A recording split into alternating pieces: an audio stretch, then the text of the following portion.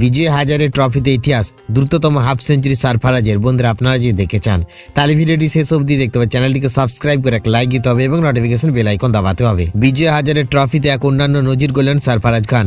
টুর্নামেন্টের ইতিহাসে দ্রুততম হাফ সেঞ্চুরি করে আবারও নিজের জাত চেনালেন মুম্বাইয়ের তারকা ব্যাটার।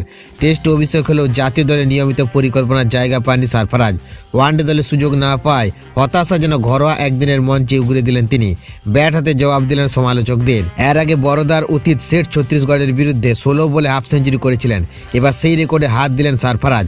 পাঞ্জাবের বিরুদ্ধে মাত্র এক বল কম খেলে দ্রুততম হাফ সেঞ্চুরি পূরণ করেন তিনি। অভিষেক শর্মার এক ওভারে তুলে নেন 30 রান, যা ম্যাচের মোড় ঘুরিয়ে দেওয়া ইঙ্গিত দিয়েছে। এই ম্যাচে সারফারাজ খান খেলেন 20 বলে 62 রানের বিধ্বংসী ইনিংস। তার ব্যাট থেকে আসে 7টি চার এবং 5টি ছক্কা। শেষ পর্যন্ত মায়াঙ্ক মারখন্ডের বলে আউট হন তিনি। তবে এই দুর্দান্ত ইনিংসের পর জয় অধরা থেকে যায় মুম্বাইয়ের। 216 রানের লক্ষ্য ব্যাট করতে নেমে মুম্বাই হেরে যায় মাত্র 1 রানে। শুরুতে আউট হন ওমকৃষ্ণ রঘুবংশী এবং মুশির খান।